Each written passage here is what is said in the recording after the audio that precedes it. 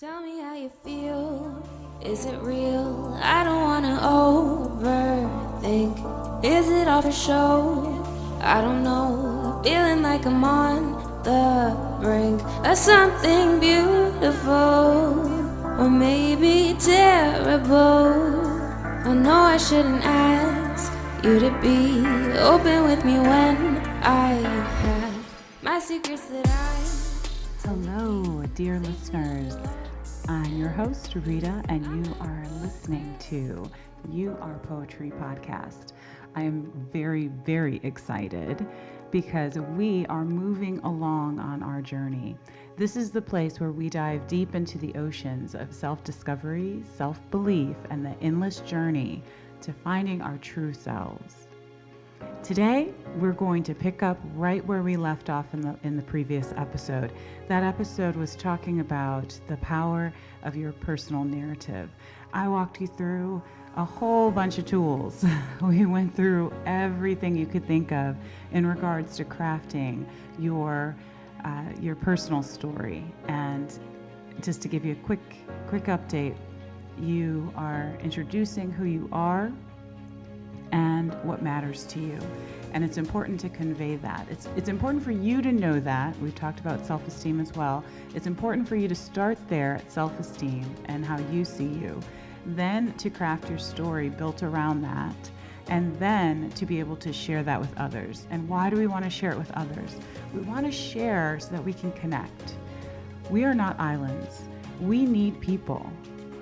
There are many times when we have to stand on our own 2 feet, and of course all of this journey that I've been kind of holding our collective hand during is about doing the work yourself. But as you do the work, you also have people around you who know you, who hopefully love you, and who can support you. And if you do not have that currently, I understand and I get it, and it's okay. Everybody has to start somewhere. If you are starting from ground zero, as far as having no relationships that really build you up and that really support you and that really encourage you to be your best self, I want you to know that that is okay to be at ground zero and to start from there. And it's so okay that this entire podcast is going to be assuming that you're starting from that place. So even if you have friends, even if you have, a social group, if you have family members, if you have people in your life that are supportive currently, I still encourage you to listen to this podcast and to go through all of the points that I'm going to bring up and to just take an audit. Take an evaluation of the quality of these relationships. Are they what you want to carry forward with you? As you have reframed your personal narrative, are these the people? Is this your team? Is this your story that you want to continue to write? Are these the characters that you want to take on this journey with you? That's something that we're going to be talking about. I'm so excited about this. Let's get started. So why am I so excited about this part? Because there's a lot that we can unpack about this topic. Surrounding yourself with the right people, that's one frame. Surrounding yourself with trusted people. Surrounding yourself with loving people, right? I mean, there's so many labels that we can put on these people who are in our lives. And what's the point? What's the point of surrounding ourselves with positive relationships? Well, for one, emotional well-being. Positive relationships provide emotional support. They're contributing to your overall well-being, okay? When we have our friends, family, colleagues who we respect and they trust us, right? They offer us comfort, encouragement, a safe space to express those thoughts, those feelings, all the stuff that we've been working out, but then the daily stuff, because yes, we are diving from ground level, right? We are starting with self-esteem. That's not where you're talking with everyday people. Like, that's not the space you're coming from. Every day when you're interacting with people, you're talking about thoughts, feelings, issues of the day. You're doing the work and the inner healing and all of that stuff on your own time, in your private space. Does that make sense? So when we're talking about taking an assessment of the people who are around you, this again is a process. And so it's small steps that lead to eventually looking around and saying, wow, I have a really great group of people around me, because it was intentional, right? So stress reduction is another benefit of this group of people, right? You're not as stressed out when you have people to share things with, when you have people to go through life's challenges with. You've got the mental aspect, the emotional aspect of life. And when you have people who are sharing this process with you, it relieves that tension. It relieves that stress. It helps you laugh at your situation. It helps you laugh at yourself. It helps you have, just in general, feel like this is a shared experience. It also encourages our positive self-esteem that we're all working on, right? Having self-esteem and confidence. The relationships that are in your life should be boosting those up. You should be improved by the people who surround you for the most part. Self-esteem, self-confidence should increase, not decrease, by the people who you're hanging out with. When you surround yourself by people who value and respect you, that reinforces the positive self-image that you have now reframed and are holding of yourself. This makes you more resilient. What does resiliency do? It helps you handle life's ups and downs. So every time you go through a hardship, it's not the end of the world. It's not breaking you down and crumbling you into pieces. You have the ability, you have the armor to handle whatever life is throwing at you. And even if you do get broken and you do get, upset and things like that, you have people around you who can hold your hand, who can give you a hug, who can support you, who can help you get through to the other side of that hardship, of that challenge. Also, healthy communication. It's another, benefit of having positive relationships around you. It helps you learn how to communicate in a healthy way the issues of your heart. In these relationships, people feel heard and understood. That leads to more open and honest conversations. When you have open and honest conversations with people, you connect more. You connect on a deeper level. They can help you resolve conflicts. You can help them resolve conflicts. Life becomes a little bit easier when you share the load with a group of positive relationships around you. They also provide support for personal growth. Positive relationships encourage personal growth. That's a prereq. That means that at the bare minimum, the people around you need to encourage your personal growth and development. They don't want to see you staying the same. Now, you're still the same person, okay? But you're an upgraded version every once in a while of that same person. I've always been a kind person. People who knew me in kindergarten, who knew me in 1st, 2nd, 3rd, 4th, 5th, 6th, 7th, 8th grade, then knew me in college, then knew me in my life and career, then know me now, they will tell you, Rita's always been a kind person. I can tell you that I've gotten kinder. I've gotten more compassionate. I've directed my kindness in areas and in places where it's best utilized. I've gotten wiser as I've gotten older. So you become upgraded versions of yourself. You get the iPhone from 1996 or whenever it came out. Well, probably not 1996, but you get the picture. You get an old iPhone. You can update its software. You should be updated software. Okay? Personal growth. That's what your relationships should be helping and facilitating for you. Increased happiness. Of course, increased happiness. Positive relationships are sources of joy and happiness. Sharing positive experiences, creating memories, knowing that you have a supportive network of friends and loved ones, It contributes to your overall happiness, or at least it should. You're not lonely. Loneliness is one of the most silent epidemics on our planet. Loneliness. By providing a sense of belonging and companionship in relationship to others, you can combat the feeling of loneliness. And you could be surrounded by many people and be lonely. That's a thing. You can be surrounded by your family and feel lonely.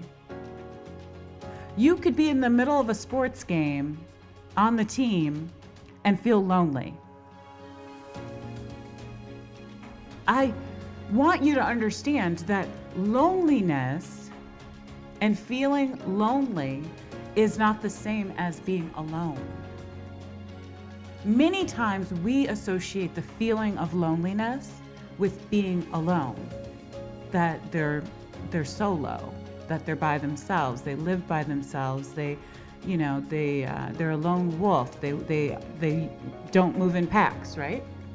No. Loneliness comes in all different packages. And finding a collection of positive relationships in one's life should alleviate that feeling of loneliness. Enhanced problem solving. This is a really, really good one. This is so good because none of us have all the answers. None of us know how to fix every problem. None of us know what tomorrow's problem is going to be. We can anticipate it. We can think we're prepared for it. But until you're actually living in life and going through what life throws at you, you don't realize how important other people around you and their mental gymnastics and mental agility and their perspective, how that can be best utilized when it's applied to your problems that you have in your life.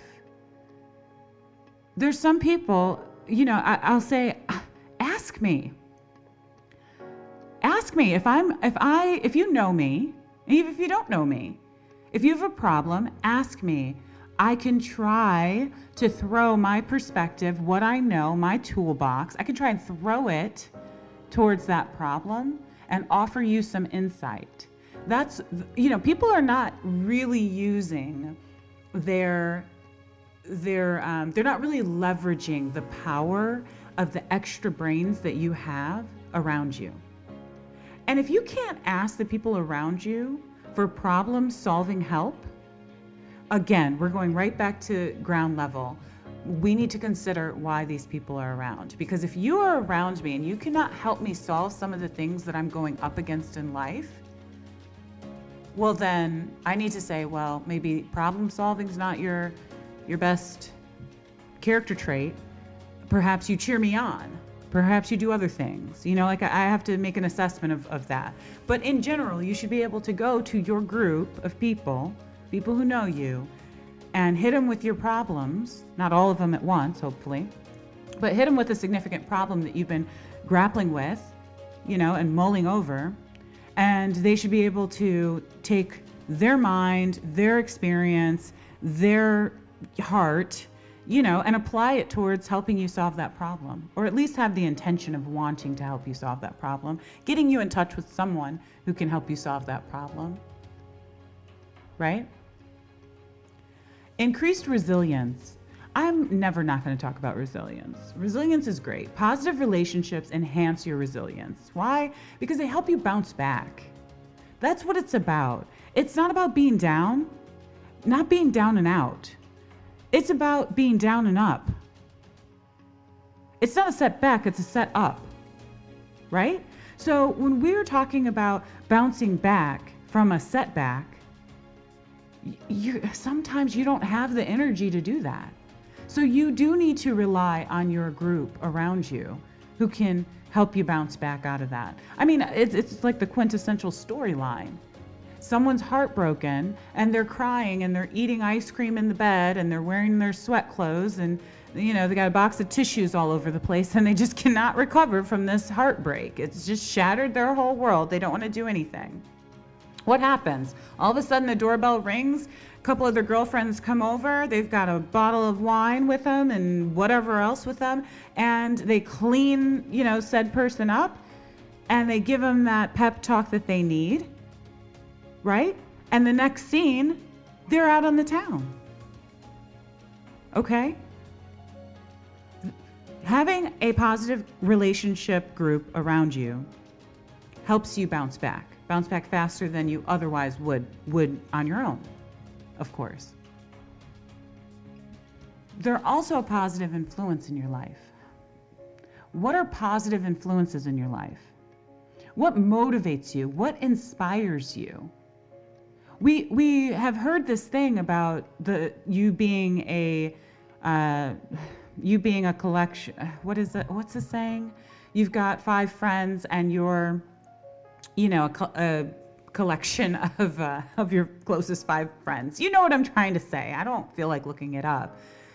The point is, who you surround yourself by, you're likely to adopt their behaviors. You're likely to adopt their attitudes. You're likely to be influenced by them. You end up embodying the same qualities of the people you surround yourself with. Okay? You do. So if you are likely to adopt their behaviors, should those behaviors be positive or negative? Should those behaviors be healthy? Of course. Of course. I would never recommend them not to be healthy. Should those attitudes be positive? Should they be uplifting? Should they be inspiring? Should they be motivating? Absolutely. Not 100% of the time. Nobody's 100% of anything. But for the majority of the time, maybe, that's a good aim. Okay? Longevity.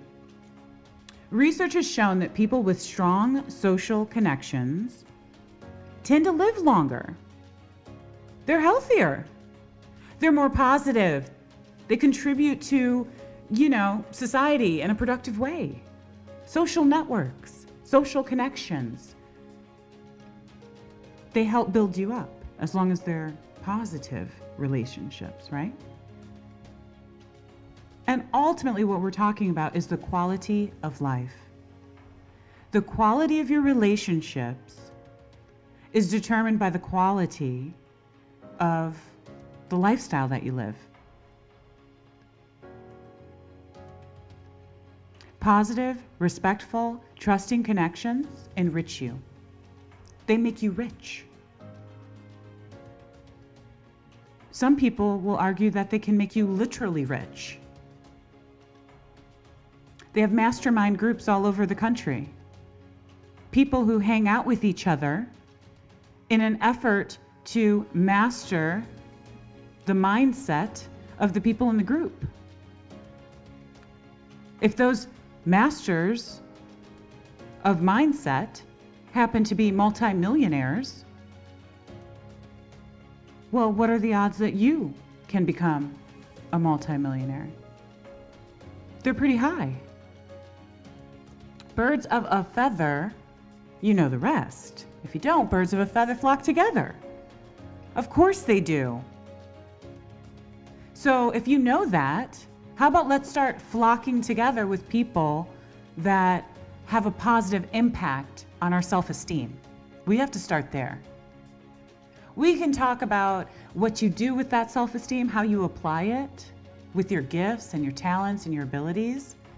That's wonderful. And there is a lot of content out there that is already talking about that. But before you can apply self-esteem as the fuel to get you expressing your gifts and your talents and your abilities, first you have to believe in yourself and love yourself and have esteem for yourself. So you skip steps when you are not dealing with the core person, but you're trying to take that person to, the next level. You want to be a multimillionaire. Well, do you really feel that you deserve money, that you deserve wealth? Do you feel that you're worthy of that lifestyle? Like, those are the core questions. You can ask a million people, do they feel like they want to be a millionaire? And most people say, yeah, sure, fine. Or don't even talk about millionaire. Do they want to be wealthier than they are? Do they want more money than they have right now? And they'll tell you, of course I do. Well, before I can give you the resources about how to gain more resources, you have to believe that you can, and you have to believe that you deserve to be in that category. So there's a lot of work, a lot of really good work that has to be done on a foundational level before we can talk and motivate and inspire people to do other incredible, valuable things. But let's be clear, those things most of them are out of people's reach. Most of them are unreliable in terms of there's too many variables to know that blueprint is going to work every time it's applied. And I was going to say unrealistic. I don't like that phrase. I don't like the limiting belief that is under the term unrealistic. I love everything that's unrealistic. I love everything that is unrealistic. It was unrealistic of me to believe that you would listen to my voice. It was unrealistic of me to believe that I could become a published author. It's unrealistic of me at that time to want certain things. Until it became real to me. And then I realized there is nothing that is unrealistic. There are things that are outside of your reach, outside of your scope, outside of the practice, that you're currently doing. So we're talking about creating space in your life for positive people. Okay, I just gave you the rundown of the benefit of surrounding yourself with these people. Okay? These are the people you tell your new, reframed personal narrative to. These are the people who are supporting the new you. So when you're considering the people you want to have in your life, it's essential to establish criteria. I mentioned this in a previous podcast. Criteria for trusted people. If you haven't listened to that, listen to it. It's episode 2 in crafting your personal narrative. When you expose inner childhood wounding, it is important to have safekeeping of those things. I don't believe in secrets. So I'm not talking about secrets. Safekeeping with secrets, okay? I don't believe in secrets. Secrets are poisonous. Okay? What I'm talking about is being vulnerable and talking about your pain, talking about what you've struggled with, talking about experiences that were unpleasant that you need to heal from. Those are things that need to be placed in the hands of people who are trusted to you and who know how to carry them with respect and with a level of privacy that your relationship determines, the level of what that means. I'll give you an example. My mother has shared with me things. I have not carried those things to other people. I have not carried them to my siblings or anyone else who thinks that they would be entitled to that because they don't have that relationship with my mom. And the path goes both ways. Sometimes it doesn't, but sometimes it does. Sometimes it can be mutual. Sometimes it can't. Some people are really, really good at holding a safe space for you, but maybe that's not your strong suit. So maybe you can communicate, don't tell me too much. I'll feel compelled to say it. I'll feel compelled to do something else. I'm still working and healing in that area. Be honest. If someone can trust you, be honest about your level of ability to handle that position. Okay? So there should be criteria that we take people through if they want to be considered the people who we rely on and who we build our positive relationship structure around. Okay. And so I know that that can sound kind of daunting. And again, I like to go steps beyond just giving you advice and saying, oh, you need to have positive people around you. You need to know what positive people look like. They're not the people who are just saying, you look great today. Oh, you're going to do it. Don't worry. Hang in there. No, I'm not talking about that type of positivity. I'm talking about people who, I'm going to tell you the type of people I'm talking about so that we can identify them very clearly and we have a very clear assessment of the character traits that you should be looking for in the people you want to surround yourself with. The first one, they are respectful.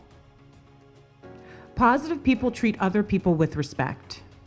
They are considerate of your feelings, your boundaries, your opinions, and they expect the same in return. Respect is given and it is expected. I'm going to say it again. They are considerate of your feelings, your boundaries, your opinions, but they expect the same consideration in return. So these are respectful people.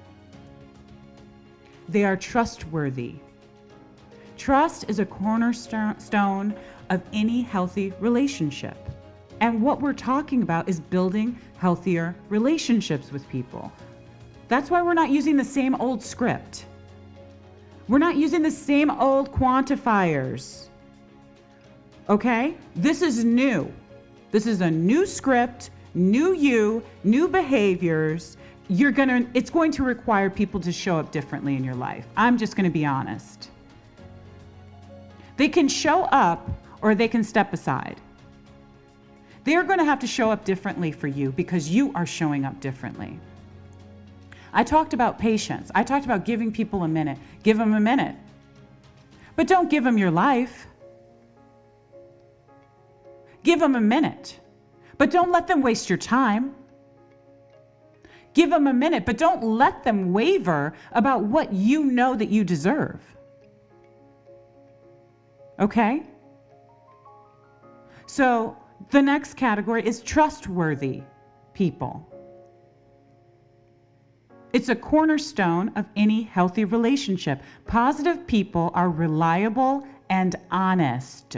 You depend on them to keep their commitments and confidences. You can trust them to keep their word, to show up when they say they are going to show up, to keep your confidence in them. And how do you keep someone's confidence? You are honest with them about your ability to be there for them. And then they can rely on you. My mom says, there's no highway robbery in a fair exchange. So what you're asking of yourself, because we are building off of a healthy self-love, a healthy sense of self, and so that means you can require healthy interactions with people. If you didn't know that you could require that, I'm telling you, you have permission now. If you have done the work, okay, it's time for you to get the value back of what you put in. So you did the work. So you're showing up different. Your relationships are going to have to reflect that difference. So you're looking for someone who is respectful, who is trustworthy. And if they're respectful and trustworthy, you're looking for someone who is supportive. Okay, and support means during both good and both bad times. They celebrate your success and they provide a listening ear, a shoulder to lean on, or a helping hand when you need it. And you will need it. Healthy self-esteem is a process. You keep reinforcing your self-esteem every day, every minute, every moment. It is going to continuously be met with challenge, adversity. You're going to continue to get hits to your self-esteem. So you have to remain on guard. And you have to remain ready to reinforce your positive self-esteem. It has to be replenished. That's why we talked about self-care. Self-care is a daily thing. You respect yourself, you love yourself, then you care for yourself. Anything that you love, you care for. Anything that you love, you care for. They go hand in hand. If something is not cared for, if it is neglected, it is not loved the way it deserves to be loved. So positive people who you surround yourself with, a character trait you should be looking for is they are supportive during the ups and the downs. And you will need both. You will need people to cheer, with you, and you will need people to cry with you.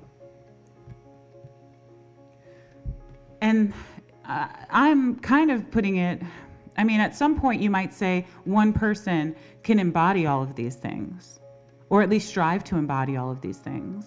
But then you could also say perhaps, in your friend group, there's someone who has that as a higher character trait, right? And you'll understand as I continue to go through our criteria for positive people in your life, why it might be a unicorn if you're meeting them and they're all of these things, right? But they should be many of these things. The next one is good communication skills. Effective communication is crucial for resolving conflict and maintaining healthy relationships. Positive individuals are willing to engage in open, honest, and keyword, respectful conversations with you. Most people need to highlight or write down or emphasize respectful conversations. For some reason, everybody's cool when it's open communication, and when they're honest, they'll tell you how they really feel. But really we're paying attention to, is it a respectful conversation? Because when you're open and you're honest and you're respectful during a conversation, that is the process of good communication. I can hear you now. I can appreciate your openness. I can hear your honesty, and I can receive what you're saying because it's in a respectful manner. You see what happens there? They are empathetic. They show empathy and understanding toward your feelings and experiences, meaning they can put themselves in your shoes in order to offer emotional support for what you're going through. Understanding someone's feelings is really, really important. It's really, really, really important, you guys.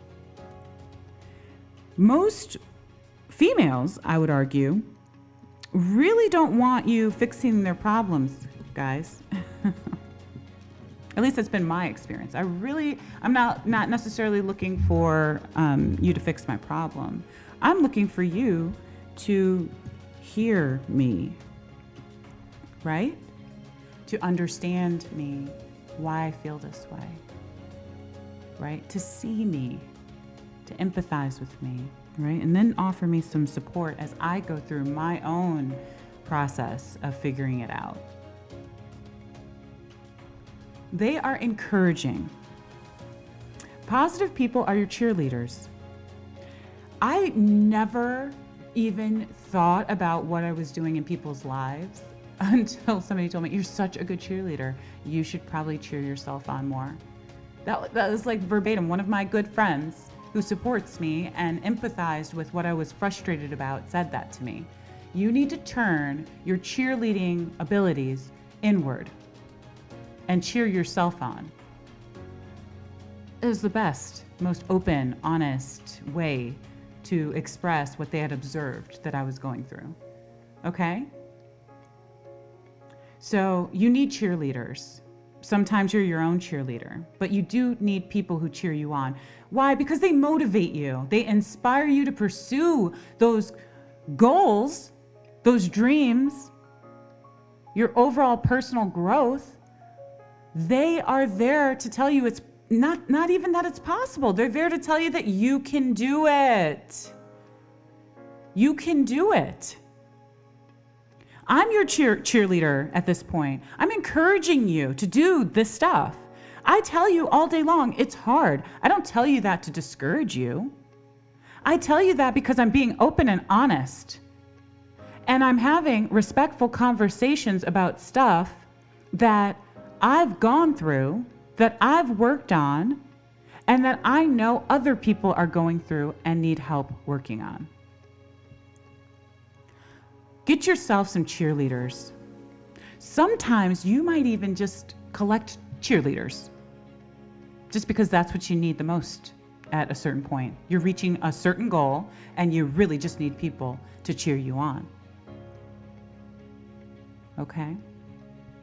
Another character trait, they are non-judgmental. They avoid passing judgments on you. They're not critical of all your choices. They're not offering up a bunch of opinions that you don't need about your mistakes. They're being constructive with their feedback. They're giving you some guidance if it's necessary. But it's all under the tone of non-judgmental, meaning they are not standing as the judge and jury over your case. That's important, to find that quality amongst the population. People who are okay having their own opinions and judgments, we all have them. But when it comes to you being open and honest and sharing your struggles and the things that you're going through in life, when they're listening to you, at least for the most part, they're not making a judgment call on what you've presented. It's really powerful. So many people have people who are just around them that are just passing judgments nonstop. I don't know what happened. I don't know if we forgot that judgments are not the same as conversation. Like in a conversation, someone says, someone such and such did that and they're married. And then you have to give me your entire, monologue about your judgment call on what they did. I mean, almost all of our media news is built that way. I'm not talking about having an opinion. If someone asks you your opinion about that situation and that marriage dynamic or whatever it may be, well, valid. But to pass judgment, to be the judge, jury, and executioner over someone who is a friend, who's in your social group, I don't know. I'm looking for non-judgmental at this point. Shared values. That's probably why some of the people around me come off as non-judgmental, because we already have this criteria amongst ourselves. We all have done a pretty good amount of work on our self-esteem. So by the time we've gotten to the point of collecting people around us and choosing and selecting people around us, we have some shared values that we already were looking for. That's why this is important. You need to write these things down, because this is what you're looking for. I'm not saying that's what you're always going to find, but you can definitely have a standard. So shared values. Positive people often share similar values or principles.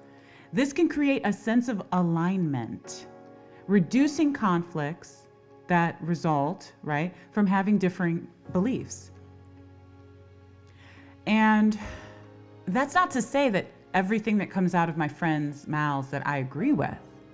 But again, I'm listening from a non-judgmental platform. I love my friends. When my friends reveal parts of themselves that I might not find so lovable, I still love my friend. And I'm going to offer up some feedback and some guidance if it's necessary, if it's requested from me, that's going to help them. Because honestly, if they bring up something I don't share value with that, I'm probably not going to change that. So I'm going to see if we're in alignment with each other. So the next thing is healthy boundaries. That goes right off of what I just said about I'm probably not going to change that. Not only am I probably not going to change that person, my goal is not to change that person. I have a healthy boundary when in relationship to other people. I have a healthy boundary to my children. I am not trying to take their accolades and their performances as my own, right? I have a healthy boundary in my relationships. I am not trying to be codependent on my partner. I'm not looking for my partner to be 100% reliant on me for every emotional thing you might need or physical thing that you might need, right? Healthy boundaries are really important. It shows that you respect yourself and that you respect other people. So when you're looking for people to surround you in this life, you're looking for people who have an understanding of what a healthy boundary is. They don't overstep or pressure you into situations that make you uncomfortable. A lot of people, maybe we're not really clear about what a boundary is. A boundary is a fence around you, something, a value, a situation, a person, an issue, whatever. And once you pass that fence, you've entered into the side of my discomfort. So I'm comfortable with you on the other side of the fence. I have a boundary that's letting you know that whatever you get over the fence into, I'm uncomfortable with. So I have a boundary. I don't negotiate working out with my family. It's non-negotiable. It's not on the table. It's not their decision. It affects them sometimes, but it's not their decision if I work out or not. It's my decision based off of how I want to interact with others. If I want to work out in the middle of the afternoon, if I want to work out in the middle of one of my kids' games, if I want to work out early in the morning where it doesn't affect anybody. But it's a non-negotiable. That's my healthy boundary about it. Because every time you came to me and you got really close to my fence about, working out and what I wanted to do, you overstepped my boundary and it made me uncomfortable because then I had to make an uncomfortable choice. And usually that uncomfortable choice for a lot of moms and women is putting ourselves on the back burner, sacrificing ourselves for our family. Okay, I won't go to the gym because I've got to be at that game. Okay, I got to run the errand for the family. I got to go get groceries so I won't get the jog in. Okay, so I won't do this. And it made me uncomfortable. So I created a boundary, and it's non-negotiable. I go to the gym, there's no questions asked because there's nothing for you to know. That's my boundary. Okay, we need to get really clear that boundaries protect you from uncomfortable choices, uncomfortable decisions that need to be made at that point. So boundaries are very, very important. There are things that I have that I've never expressed to my friends, right? But they could probably get a gist of it. There's some things I'm not discussing with certain people. So if I have a girlfriend and she wants to talk about something that's behind my boundary, I am going to uphold my boundary. I'm not going to tell you. I'm not going to talk about it. I'm not going to discuss it. That's it. And maybe more of us need to have healthier boundaries. But more than having healthier boundaries, we need to know why we're setting up the boundaries and why the boundary exists. And in order to know that, you have to know yourself. You have to do that self-esteem work, that self-awareness work that we talked about in the beginning. So there's no fast forwarding to all of a sudden you have boundaries. You can, but they'll be flimsy boundaries. You'll bend every time, so they're not really boundaries. Have you ever seen like these like fences, like invisible fences? A perfect example, my neighbor has an invisible fence. The dog wears a little collar and it gives it a little zap. It's all very, PC and safe and everything. It gives it a tiny little zap if it crosses over the barrier. But it crosses over the barrier and realizes, oh, that little zap wasn't so bad. So then it's more likely to cross over the barrier again. So it's kind of ridiculous if you have a dog that's strong-willed and decides to continue to pass over the boundary, right?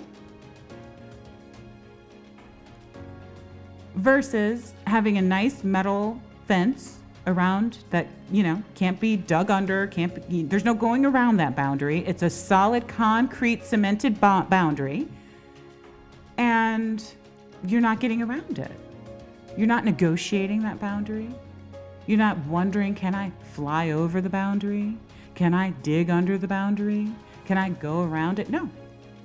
Is the boundary gate going to be open? Is it going to be left open one day? No. Boundaries. It's a fence.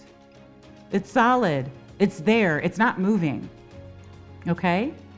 The reason I know those are not moving is because I know the level of work that I've done on the inside. And I know now what makes me uncomfortable in different areas and different topics and different situations. So I am able to build boundaries around those things in order to have healthy relationships with people. Don't cross people's boundaries. And don't make the mistake of thinking you're going to be forgiven if you start getting real comfortable crossing people's boundaries. Most of the time, if somebody knows themselves and they've created a very strong boundary around something, and you continue to cross and try them and test the gate, do not be surprised if they take the entire damn place and move. The whole house, dig up the whole thing. They're gone, all right? Because when you're healthy, you respect your boundaries, and you respect them so much that you respect other people's, okay? Next trait, conflict resolution skills. They possess the ability to address and resolve conflicts in a mature and constructive manner without resorting to aggression or hostility. So, if you're like me and you grew up on this reality TV stuff where you have people stuck in a house, isolated, completely cut off from social and the world and TV and stuff, and they're forced to interact with people who are probably lack self-awareness, let's just put it that way, and they do not have healthy conflict resolution, what do you end up witnessing? A bunch of aggression and hostility. And it's presented as entertainment. There's nothing entertaining about aggression or hostility. Nothing. And I can go into this later. There's so many more topics to talk about. But you're looking for someone who is healthy enough to address and resolve conflict with you in a mature and constructive manner. And what does that look like? That doesn't mean calm voices and soothing music and kumbaya. That's not what we're talking about. We're saying, I disagree with you, you disagree with me, and we can have a constructive conversation about this disagreement. And it's either going to help us resolve the conflict, or we're going to have to be mature about this and agree that we are both too far away on two different ships, two different viewpoints, perspectives, ideas about the situation, that we're not going to agree at this moment. And that too is okay. So they have healthy conflict resolution skills. They have a positive attitude. I said in the last podcast that I am starting to realize that some of the things that I think are common are not commonly shared. So common skills, this is common knowledge is what you think, right? But it's not commonly shared. And if it's not commonly shared, then people don't know. They honestly don't know. I'm okay with that. I am okay with ignorance. I never had a problem of raising my hand and asking the most ridiculous question in the class because I want to figure it out. I want to know. I have nothing associated with feeling bad about not knowing. Knowing better and still choosing not to do better is how I was raised, is not okay. So having a positive attitude should be something that you're looking for. Positive people tend to have a generally optimistic outlook on life. I said this before in some other writing that I did, that just because you are optimistic, it doesn't necessarily always make you a positive. And what I mean is optimism is the idea that things can get better, the hope that things can get better. Positivity is like, everything's fine, everything's better, it's better already. And I think that there's a level of like, I've heard the phrase toxic positivity. There's this level of like putting this mask on where you're always positive, but really you're dealing with heavy stuff, you know, and you can't get any help if people don't know you need help. That's why I say loneliness is one of the silent killers. You know, it kills definitely how you see yourself and how you view yourself, and if you feel accepted, and if you feel seen, if you feel heard. So positive attitude is about an optimistic outlook on life. That yes, you may be able to acknowledge life sucks right now, but the optimism in that is it can get better. It will get better. It can get better.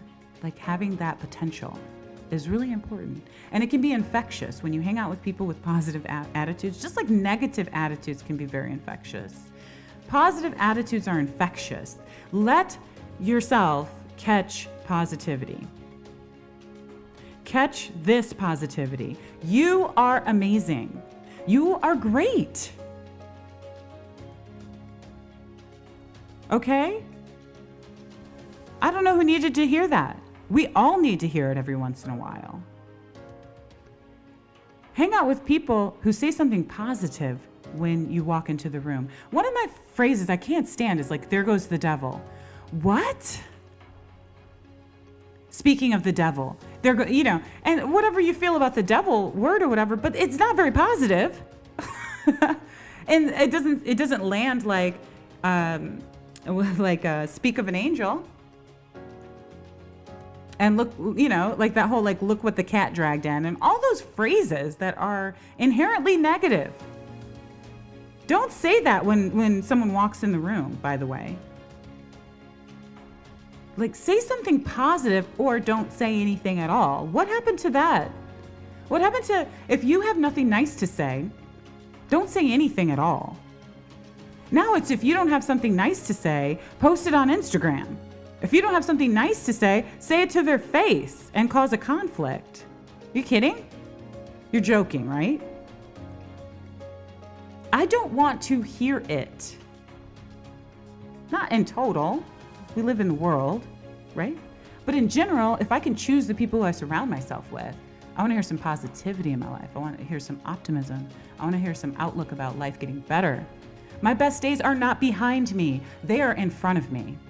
My best years are not behind me. They are in front of me. My best moments in life are not behind me. They are in front of me. If you've already accomplished a lot, your next best is still in front of you. Which leads me to the next category, which is mutual growth. They support your personal growth and development. They're interested in their own growth as well. They encourage each other to learn and evolve. One of the things that I talk about a lot is with my girlfriends is that when you're looking for someone to be your friend, you meet them and they're at a certain level, but they should improve as they've gotten to know you. And I like to think about my girlfriends like that. Like how have I gotten better since having known her? What did they pour into me? Think about yourself. What are you pouring into people? How are people growing and blooming and blossoming and thriving and being nourished by you? So mutual growth in relationship to your groups. You're looking for that. You're encouraging that. And reciprocity. Because they support your personal growth and you should support their personal growth. Positive relationships are often built on reciprocity. If you don't know what reciprocity is, it's give and take. Both parties give and receive. Support They receive care and attention. They support you, they care about you, and the way that they show the support and the care is they pay attention to you. How do you show that you support and care about this podcast? You pay attention to what I'm saying. You pay attention to what I'm posting. You're part of the community. You're in communion with me. That's what you do in relationship with other people. You support and care for them by showing them attention. Right? You're looking for positive people to surround yourself with who are fun and enjoyable. They bring joy and laughter into your life. Positive people can create a sense of fun and lightness in your life. Fun. You should laugh. You should smile.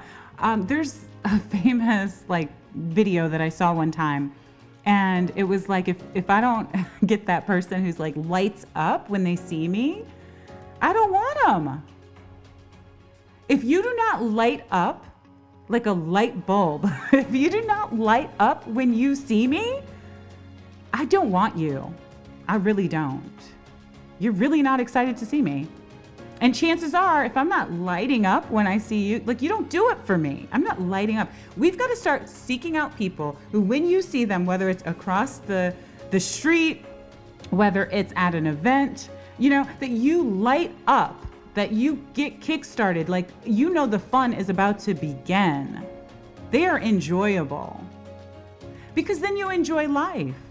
And there's so much about life that is not enjoyable. So it's wonderful when someone can lighten that up a little bit.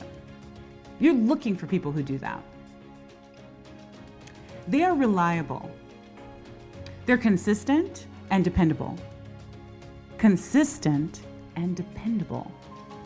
You have to be consistent so I know I can depend on you. You can count on them to be there when they say they will and to follow through on commitments. They're reliable for you. If they're not reliable, they're a liability. I'm going to say that again. If they are not reliable, they're a liability. If I am on the highway and I have a service, it needs to be consistent and dependable. The phone line needs to work when I call it, and somebody needs to be sent out to help me, right? I can depend on them. I can count on them to come and help me like they said they will, and follow through and get me off of the road, the side of the road. Okay, reliability. So if we can pay for that service, if we can, want that in our businesses and our services and stuff that we have, why are we not looking for that in relationship with each other? Be reliable. Who can you count on? And don't say yourself. That's a great place to start. Do not stop there. Do not be one of these people walking around saying, I'm the only one I can count on. Don't do that to yourself. Do not do that to yourself. That might be true in the moment. That is not true forever. You should be able to count on someone else and on other people. Adaptability. Positive individuals can adapt to changing circumstances and life challenges. They don't easily become overwhelmed by adversity. They can adapt. They can roll with the punches, so they say, right? Roll with it. Adjust, adapt, maneuver, pivot. Circumstances change. Life changes. If you surround yourself with people who can adapt to those changes with you, those people can go to the moon with you. Because I guarantee you, if you start doing this work and building yourself and then building the people who support you and then building a life, a legacy for yourself, they will be there. They can adapt to those type of changing circumstances. The people who are there for you in the beginning can be the people who are there for you in the end. Give them a chance. You should be looking for these character traits in people. Can they adapt? They want to talk about, I have to go back through the list. Eventually we'll talk about marriage and partnership and relationship. But start here. On the baseline level, have some criteria. Because a lot of these things that I'm saying, you definitely have in a healthy relationship. So you definitely have it if you choose to shape that relationship into a love relationship or a love dynamic.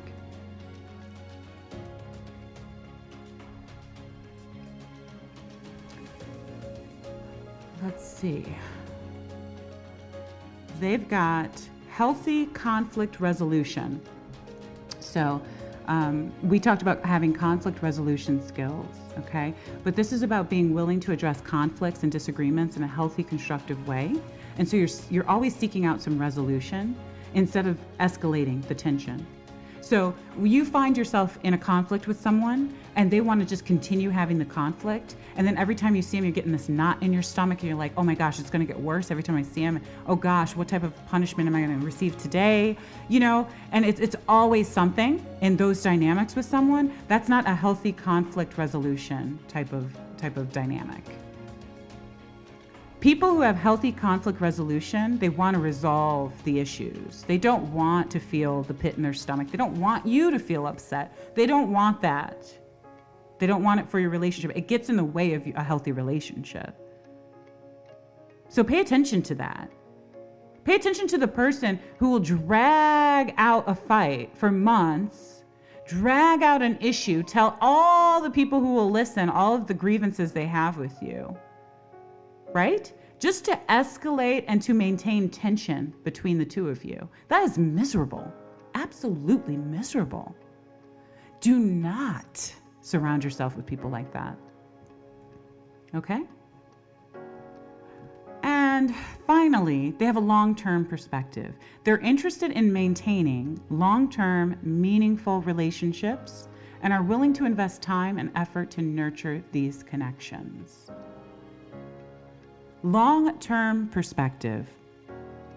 So many of these issues that we're having in relationship to each other are short-term problems because we are associating with people who do not have a long-term perspective. Because if I'm gonna have conflict with you every time I'm around you, I'm not looking to build with you. I'm not looking to invest in you. I'm not looking to place my time and my effort and nurture our relationship. I'm not. So I've either got to check myself and what my intention is in this relationship, or you need to check if I'm meeting the proper criteria, because chances are I'm not. Because if people are interested in maintaining a long-term relationship with you, they care about how they treat you. They care about the time that they've put in that relationship. Can't tell you how many relationships, girlfriend dynamics, like you have a girlfriend, a girl who's a friend, you know, and for many, many years, and you've gone through ups and downs and this and that, and you thought she met the criteria, and then all of a sudden one thing happens and it's for the birds. The relationship fizzles, whatever. You're like, wait, I thought I had a long-term perspective on this one. You did not. You were probably applying your long-term perspective of keeping that person around, but that person didn't meet your criteria to begin with. That's been my experience. Because meaningful relationships value the investment of time and effort. They value that. No one is just willing to throw away a 20-year friendship. No one is just willing to there has to be a serious boundary crossed. A serious boundary crossed if you are throwing away long-term investment time with people.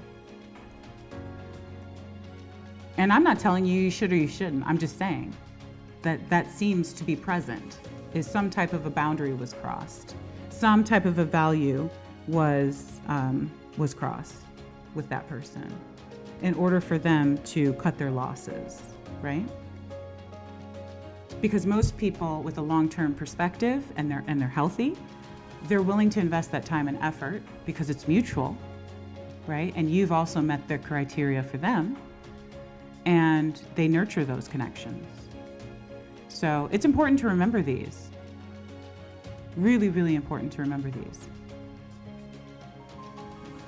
So I've been talking about what our criteria should be for the people that we surround ourselves with, the new criteria that we have, because we have a new script that we're operating from, a new table that we're sitting at, a new perspective of how we see ourselves.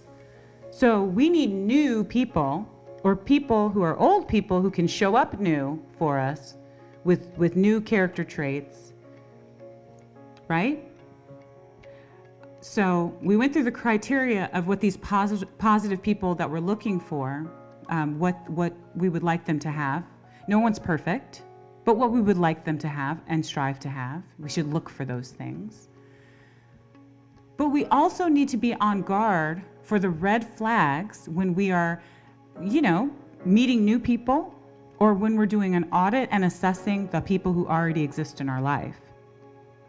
So I'm going to go through some red flags that you can watch out for. And this is going to help you identify unhealthy qualities in a relationship, in a person, so that you can maintain that criteria, and hopefully so you can reinforce why you're looking for what you're looking for. Okay? So these are some of the red flags. Let's talk about them. Number 1, constant negativity.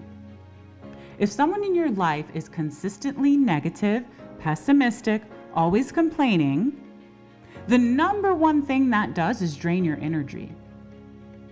It drains your energy.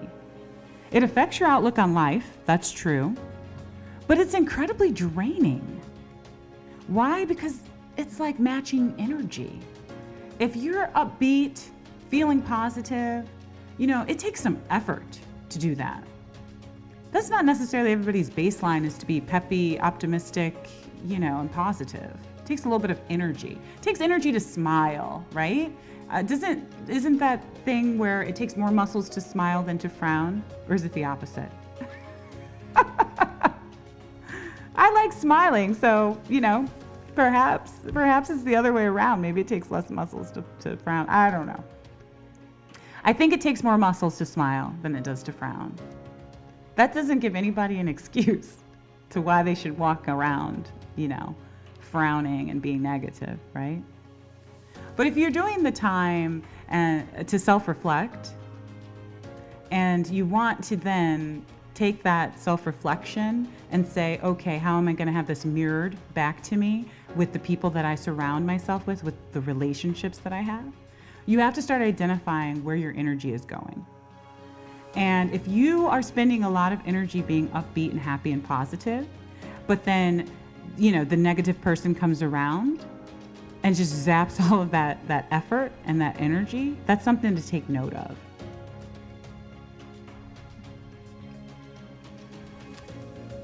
Lack of support. If a person consistently fails to support your goals, your dreams, your emotional needs, right? It might be a sign that that's not a person you need to surround yourself with.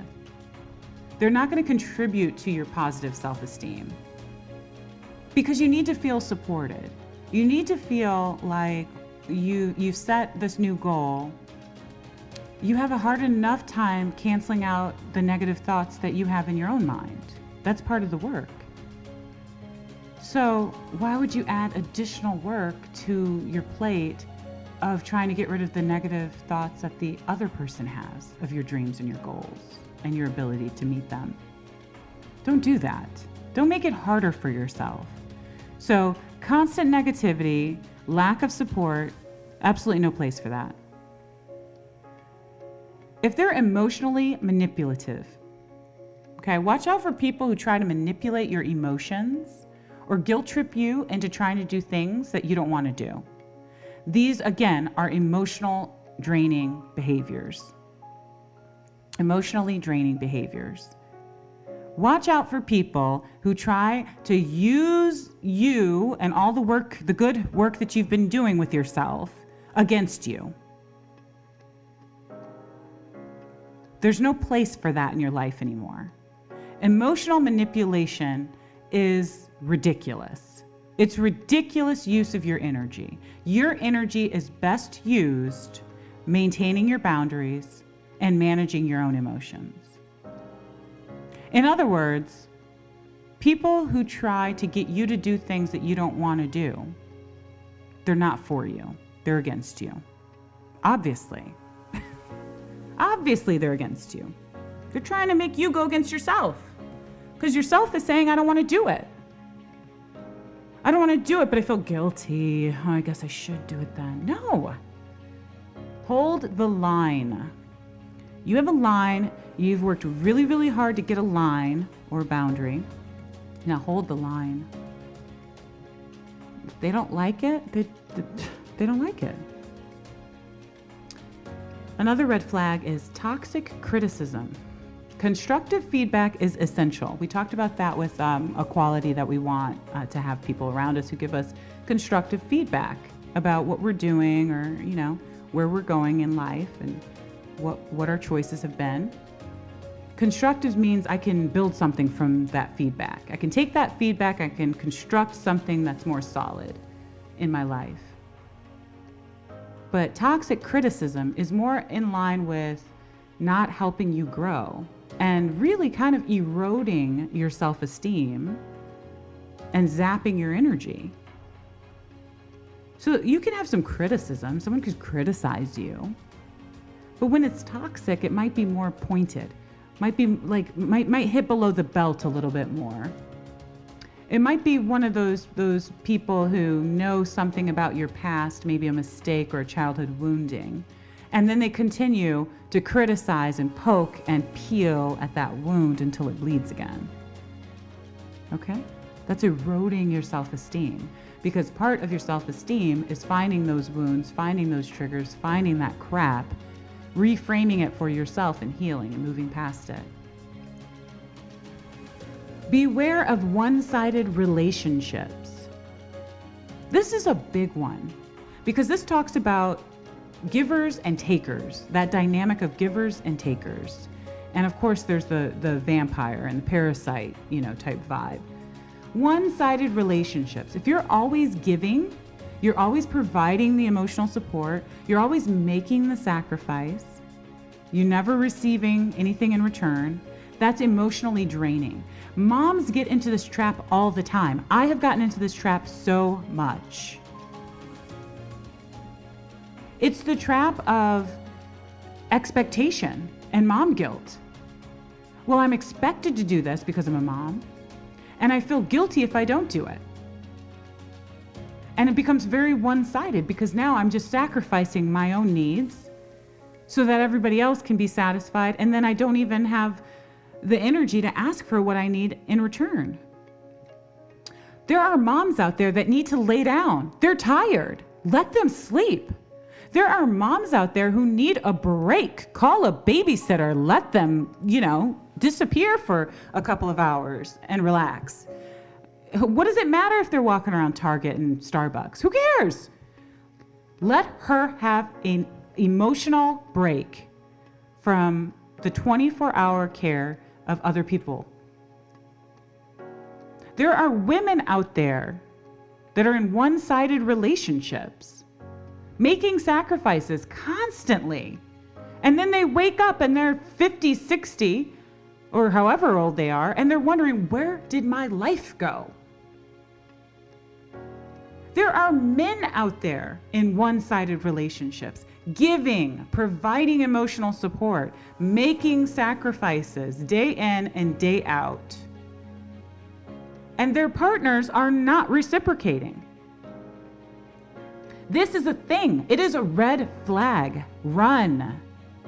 Stop being the giver. And if you can, stop being the taker. And sometimes the giver needs to learn how to be a taker, and the taker needs to learn how to be a giver, and let's find some balance. We're also not looking for consistent drama. I was talking to my husband the other day, and I was like, you know what? Healthy relationships are really boring. My girlfriend relationships are really boring. I'm proud of that. I'm so proud of that. I have to figure out how to make something interesting out of my day with my girlfriends, because it's always so nice. It's always really pleasant. Everybody was really positive. Everything went really nice. Nobody's got any real drama. Okay? I'm not talking about the drama that's kind of fun to hear, or the drama that's kind of funny to hear, right? I'm talking about conflict and chaos. I'm talking about that type of drama, because consistent conflict, consistent chaos, it takes a toll on you emotionally. And of course, it erodes your self-esteem as well. When you're constantly pulled into these dramatic upheavals, you feel like you've been run over by a truck. You're like, what just happened? Have you ever had that person who comes into the room and they're like a tornado? They got so much drama kicked up, so many issues on the forefront of their head that they've just got to expose you to, and you just got to hear what happened and all of that stuff. They leave the room, you feel like you've been through a hurricane.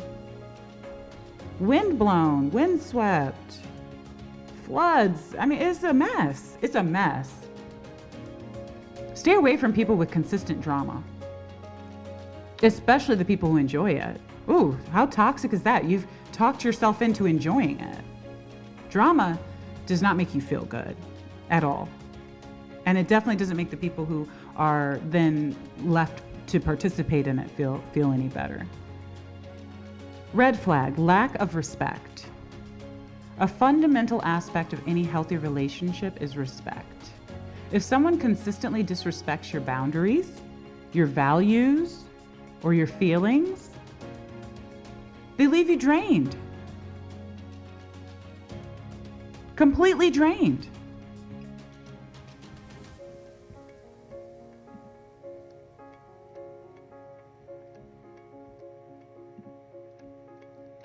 And then you're wondering, like, what is going on? They don't respect you.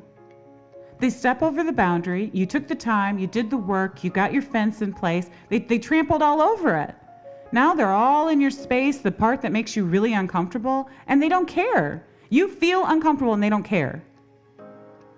You told them you have a value about something and they could care less. They don't respect you. Why would you ever deal with somebody who consistently disrespects you? If you allow other people to disrespect you, you allow yourself to disrespect you. It starts with you. And it can be very draining. And that's another red flag.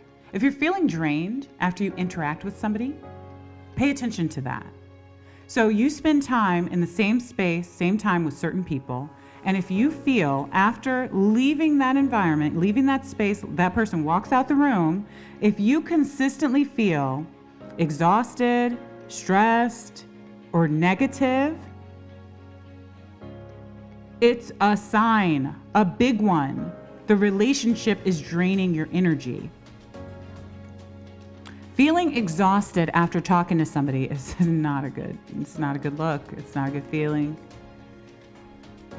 I mean, I'm just stating things that from my standpoint should be no-brainers. But I can't tell you how many of us are consistently accepting these behaviors. We're accepting these hurt people, and then we're lining ourselves to be their next victims and to be hurt by them. And somehow we're wondering, how is that possible? How did I get hurt? How was I in the line of fire? Don't do that to yourself. Look for the flags. Respect yourself. If you're feeling drained after you interact with somebody, choose to interact with them less. Next red flag, isolation from others. If a person in your life tries to isolate you from your friends and family or discourages other relationships, that is a red flag. We are not looking for that type of person. We do not want to be islands. We do not want to be in a situation where someone can manipulate us and be the only voice in our head and in our life. So you also, to a certain degree, have a group of people around you, and it's important for the other people who are in this group to do audits of the group as well, and to check in and to make sure that things are on the up and up, and that the relationships dynamics are moving in the right direction, which is all towards healthy, uplifting, empowering relationships. Another red flag is controlling behavior, right? That goes kind of hand in hand with isolating from others. The person who always wants to spend time with you, but I'm not going to invite the other friends because I can only deal with you.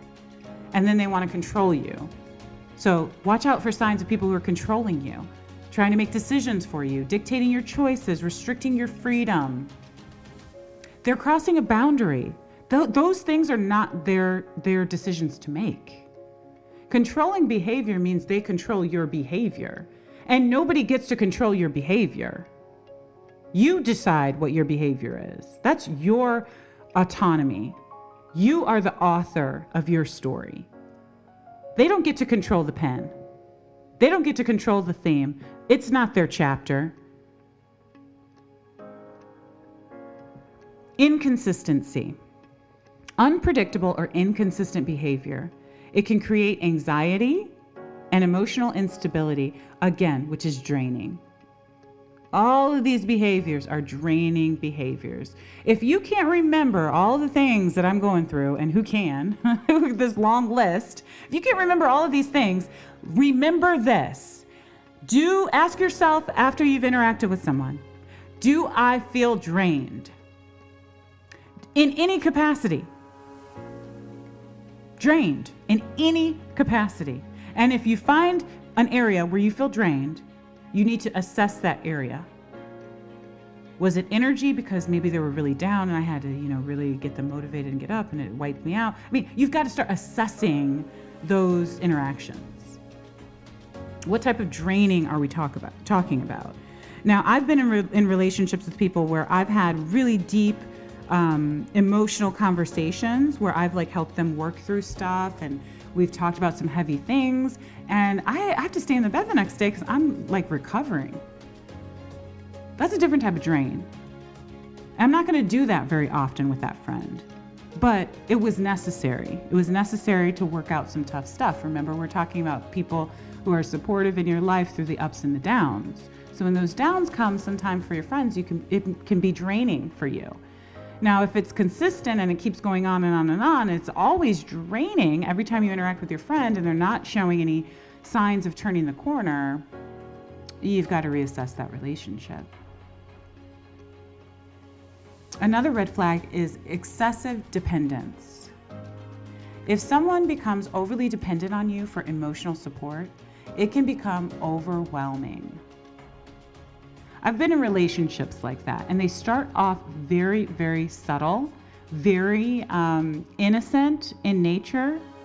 Oh, I'm just calling because I was having a really rough day and you're just really easy to talk to. Oh, I'm just calling because you always give really good advice and I just have to ask you about this problem. And then 5 hours later, and then 20 phone calls later this week. Excessive dependence. You don't want them to depend on you like that. You want them to be empowered and grow enough where they can rely on themselves for that type of emotional support, or, can spread it around to their support group, or seek professional help if that's what they need. But excessive dependence in a normal, healthy relationship, no ma'am. No sir. No thank you. Lack of accountability. Accountability is huge for me. In the last podcast, I talked about it. I'm sure I'll continue talking about it. Taking an account on your ability, right? People should be able to do that as mature, responsible adults. Individuals who refuse to take responsibility for their actions and they consistently blame others, they create toxic environments. Everybody wants to talk about toxicity. Toxic, the big word of the moment. Toxic. Poisonous. Oh, they were just toxic. That's why I stopped talking to them. Oh, it was a toxic environment. That's why I stopped working there. Take accountability. And when you see people who take accountability, right? They don't blame the environment. They don't blame the other people in the environment. They simply say, it wasn't in alignment for me. And they walk away. The person or the situation was not in alignment with me and what I want in my life, and I simply walk away. Let's be healthy here. Individuals who refuse to take responsibility for their actions consistently blame others, which creates a toxic environment. We're not looking for that. That is a red flag. People who lack accountability. Another one is betrayal of trust. So when someone repeatedly betrays your trust, that can significantly impact your self-esteem. You are courageous enough, vulnerable enough to place hopefully in safekeeping, your heart, your emotions, your situation, your truth. And then someone takes that and they betray you. We can't control other people. That's just the reality. We cannot control what other people are going to do. Even if we vet them, even when at the end of the day we say that they're a part of our trusted few, anything can happen. Okay? Betrayals of trust happen every day by perfectly, clear situations where you really thought you had looked for every red flag and there's just no way of knowing. And that's just because you can't control other people. And it can definitely affect your self-esteem.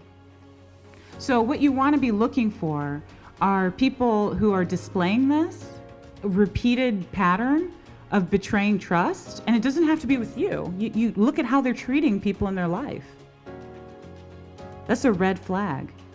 Those are not going to be part of the positive core, group of people that you're trying to curate here. Another red flag is ignored boundaries. If someone disregards your personal boundaries or consistently crosses them. I've talked a lot about boundaries, so I'm not going to go back into that. Of course, if they ignore your boundaries, that's a no-fly zone. It's a no-go. And then another hot term, which is gaslighting, which is just being manipulative. It's where someone tries to make you doubt your perception of reality. Of course, if you doubt your perception of reality, your perception is real to you, right? And so that's part of your self-esteem, how you see yourself, how you see the world, how you see yourself in the world. So of course, if you're doubting the perception of the world, you're doubting how you then fit into that world. And then ultimately you doubt yourself and your ability to understand the world around you. You don't need it in any form. Manipulation in any form is not good. Watch out for those type of behaviors, okay? Evaluate people. Like I said, a lot of what I'm saying is all you have to say after you interact with someone is, how did that person make me feel? Did I feel drained or did I feel good? Did I feel uplifted or did I feel weird? Was I getting a weird feeling from them? Weird feelings are just not having enough. Let me put it to you this way. If you get a weird feeling from someone, you usually don't have enough information to draw a conclusion. So you'll say, oh, I have a weird feeling about them. And then you'll say, well, maybe it's me. Maybe I'll just give them another chance. Maybe I need to see them again. You probably do need to see them again. You don't have enough information to make a determination of if they're draining or not. But I get to a certain point in my life where even if you give me vague, weird vibes, I'm not interested. I really want people who are clear. I'm trying to be really, really clear in my life. So I want people who are really, really clear in their life. They don't have to be perfect, because I'm not going to be perfect. But you're not going to drain me, and I'm not going to be confused. And those are my boundaries. Let's go into the next segment. Okay, we've gotten to the point in this episode where I have to thank you. I have to thank you because I am so motivated to continue to create content that I know is really moving us forward. It's helped me in so many ways to kind of go over the whole process of where I started from many years ago about working on my self-esteem, and then all the little nuances of what do you do once you start crafting your new story of who you want to be, and then how do you actually start getting those steps in place, those goals in place to become that person. And then once you're that person, the whole world looks different. You've changed, so your world changes around you. The things that you used to accept, you don't accept anymore. The people you used to look for and value, you don't look for and value anymore. You've just elevated so much in your game, and it shows, right? And so I needed kind of to go through those process and the step by step, and like go through all those questions that I had back then and all the stuff that I was figuring out, and figure out how can I present it here for you. On You Are Poetry podcast, so that you can start to appreciate who you are and your value, and be all of what you envision for yourself, because that's what I wanted for myself. And it was very, very hard. It still is very, very hard. I am in no ways a finished project. You are not going to be a finished project, but you are going to spend some time on yourself, and that is important. Spending time, investing the time into your personal narrative and being who you say that you are, then presenting that to other people, which is what this podcast episode is about. Finding the right people to surround yourself with, it's so powerful. As we continue to grow, as we continue to do the next steps in this journey together, I really, really encourage you to share what I'm doing here, to build our community, to share with someone who you feel it can benefit and help, to sit down and do the work with yourself as well. But I'm really, really appreciative of you giving your time and attention to what I have been creating here, and I just wanted to thank you.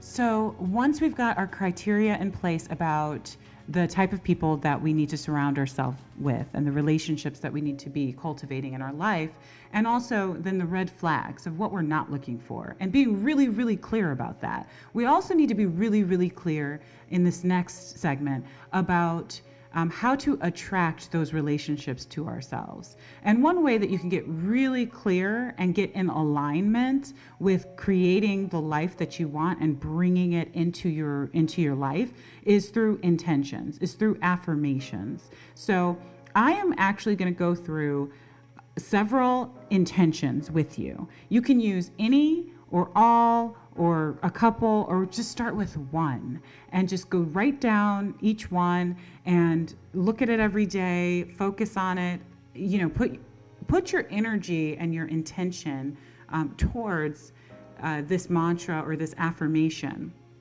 and see how it can elevate you into attracting those positive relationships that we all so desperately need in our life in order to continue the good work that we've already begun.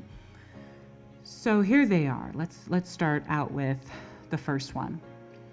I intend to surround myself with people who uplift and inspire me. Uplift and inspire. That's who you are intending to surround yourself with. I intend to attract relationships built on trust, respect, and open communication. I intend to foster connections with people who share my core values and beliefs. I intend to be a supportive and caring friend, partner, or family member in all my relationships. I intend to set and maintain healthy boundaries in my relationships, ensuring mutual respect. I intend to attract relationships that promote personal growth and self-improvement. I intend to let go of toxic or negative relationships that no longer serve my well-being. I intend to create a loving and harmonious environment in my family relationships. I intend to surround myself with friends who bring joy, laughter, and positivity into my life. I intend to attract romantic partners who are emotionally available, supportive, and compatible with my life goals. I intend to be more present and attentive in my relationships, nurturing deeper connections. I intend to cultivate empathy and understanding in all my interactions with others. I intend to attract mentors and guides who can help me grow and achieve my dreams. I intend to release past grudges and baggage to create space for new, positive relationships. I intend to connect with people who share my hobbies and interests, fostering like-minded connections. I intend to be open to new friendships and relationships, embracing the opportunities that life presents. I intend to be grateful for the relationships I have, showing appreciation and love to those who support me. I intend to actively seek out and create positive social connections, proactively building my social network. I intend to be a source of kindness and love in all my relationships, spreading positivity to others. I intend to let go of judgment and preconceived notions, allowing people to show their true selves. So remember that setting intentions is a personal and adaptable process. So you can customize these. Like I said, you can say one of them, you could say all of them. You can listen to this over and over again. You can sit down and write your own. What do you intend to do with your newfound goals, your newfound personal narrative, your newfound self? How do you intend to attract all of the wonderful, amazing, beautiful things that are going to be attracted to you? How are you going to intend on recognizing them, right? They have to recognize you, number one. You have to recognize them, number two. So we're going to focus on that for a little bit of attracting the positive relationships in our life. And, of course, it begins with being authentic. Being authentic is really the only way to attract relationships that are aligned with who you are. And you may be thinking, well, I just wrote this new narrative about who I am. Yes, but you are supposed to believe that you can be this today, that you are on your way, right?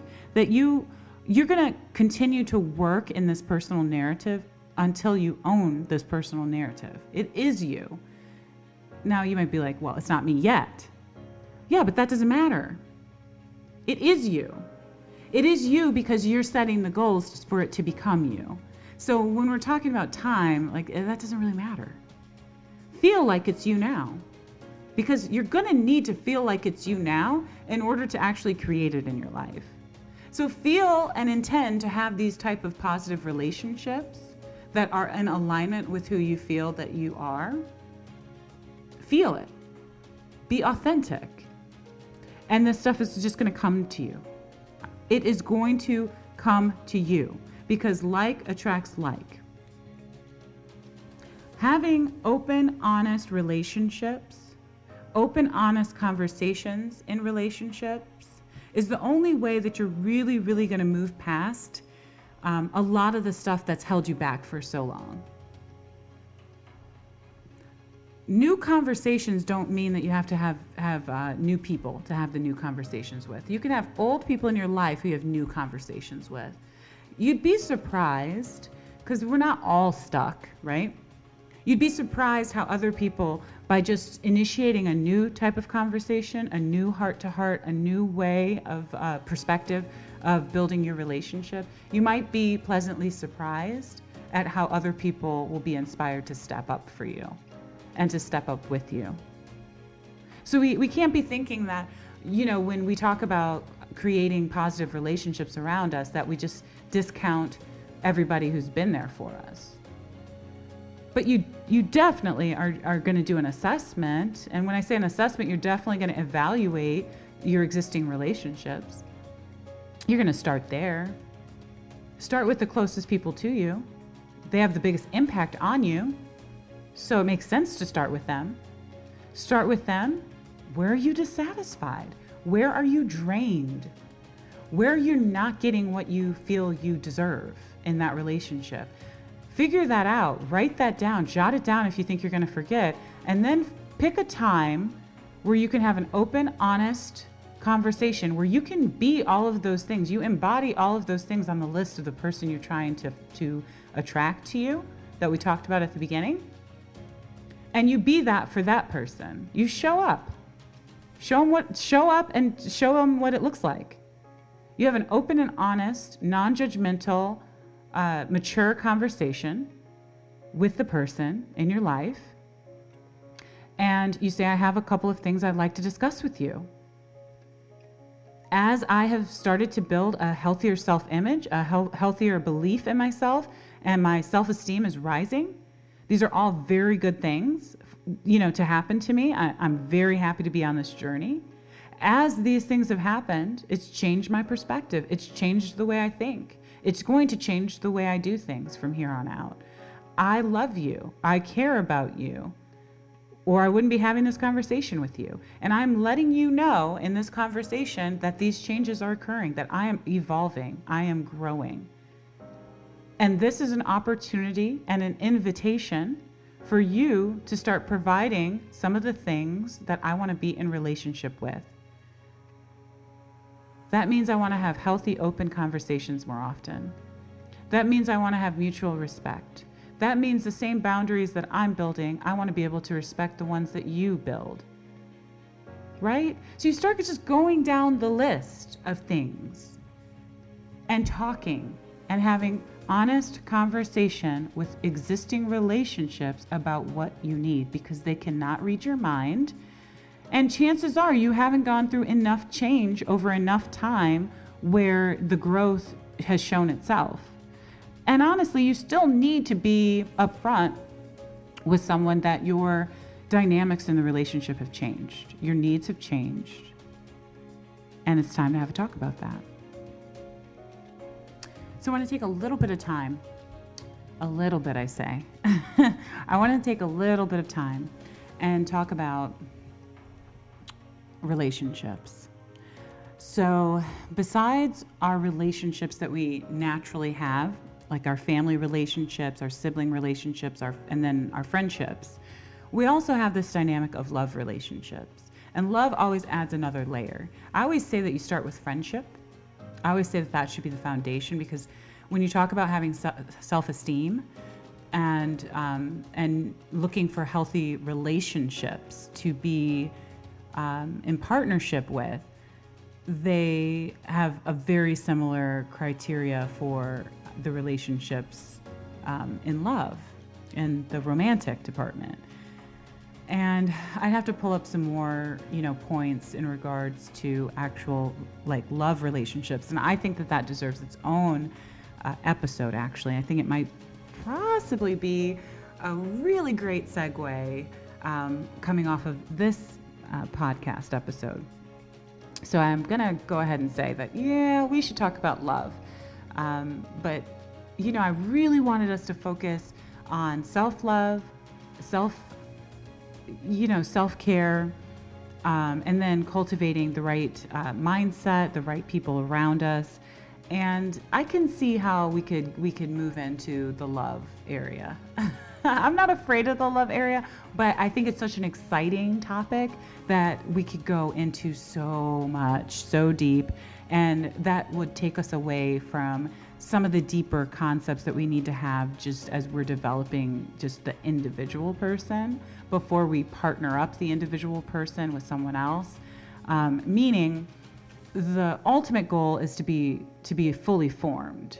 Nobody is completely formed when they get together with other people, but to have a grasp on what that type of work entails is really, really good, right? To be able to say, I know who I am, and I know so much of who I am that I know what I'm looking for. I know who will complement who I am. And I know who would be a complementary partner for who I am. And so I think it's a little premature to say, oh, well, you worked on your self-esteem. Now you think you're great. You've got some positive cheerleaders around you, and you've set up some boundaries. And now you're off to the races in relationship to other people. I honestly think you haven't been in a relationship with yourself long enough. And there's a lot of good work that can be done in that capacity. So even though I may go ahead and touch on love and partnership in the next episode, I am going to leave a lot of the deep unpacking of partnership and relationship and all of those dynamics for later on in the series. I think we have a lot more personal development work to do and to discuss before we can get there. But we will get there, okay? What did I want to say? Let me think. I was saying that I would like to discuss a little bit more about, what was I saying? I don't like to edit, but I think I might have to. Let's see. I wanted to talk a little bit about what I spoke about in the last episode. And if you haven't checked that out, that is a really great episode. I'm just kind of coming off of it. That's why it's all still on my head. But discussing positive relationships, right? We know that we're looking for them. We know what we're not looking for. We saw all those red flags, right? But I want to talk about the ability that once you get these relationships, they have the ability to have a ripple effect on the broader community. So before, when I was talking about the ripple effect, I was talking about it as you dropping a pebble of self-esteem in the middle of the pond, which is you, right? And then it having a ripple effect and just really affecting all of these things and these people that are outside, indirect and direct of your reach. It really is very empowering and a transformative process to get your self-esteem established. I also want to talk about the ripple effect in relation to what happens when you have a tribe of people around you that are positive and they are in relationship with you and they are uplifting, and the power of that ripple and how that can change our communities. I think it's really, really important that once you're talking about personal development, that we move that beyond just ourselves, and we talk about how walking amongst people who have all taken some amount of time to get healthier, to have a healthier boundary, to have healthier values and things like that, that really serve their core relationships, how that creates a ripple effect in our community is really also powerful and sometimes overlooked. Many times people are saying, oh, I wish society would change in this way, or I wish that people would do this or that. And we forget that we're talking about a group of people versus individuals. So the work that I'm talking about on You Are Poetry is very singular. I'm talking about doing the work for you inside this small, space on the internet. But what we need to then expand to is that doing that good work, it affects the people around us, and by default creates a rippling effect throughout the community. And that's ultimately what a lot of us would like to see happen, is that we can move forward and go. I talked about going into different stores and being surrounded by positive people or positive experiences. And that's kind of what you start seeing. You start seeing the fact that as you go out into the community, you're running across people who are insightful, who are empathetic, who are compassionate, and positive and uplifting. And we all benefit from that. That's really like at the core of like when I talk about raising our family, raising our children, that we're trying to send good people out into the world. And good people is not a judgment call. What I'm saying is people who, for the most part, are really well formed. They have a well-established sense of self and self-esteem. And they can now tap into their abilities because they've done the self-accountability work, and they can tap into their abilities to then take those abilities out into the world and do some good with it. And by saying do some good is like whatever version of expressing those attitudes and values and things that they have out into the broader world. Oh, that was a lot. It's a mouthful. Essentially what I'm saying is, if you don't think that this personal work that you're doing is going to make much of a difference or much of an impact, you are wrong. It is going to spread throughout the broader community, and that's kind of the point. So I'm going to go ahead and end there. I'm really excited about preparing for the next episode, which I believe is going to be about love and finding some loving characteristics in a partner. And I look forward to putting that together for you and sharing that very soon. And I hope that, of course, that you have had some insight and some new ideas, and definitely feel like I've helped you in some area with this episode. So I am going to leave you with light and inspiration. I'm your host, Rita, and you've been listening to You Are Poetry podcast. Until next time. Tell me how you feel. Is it real? I don't wanna overthink. Is it all for show? I don't know. Feeling like I'm on the brink of something beautiful, or maybe terrible. I know I shouldn't ask you to be open with me when I have my secrets that I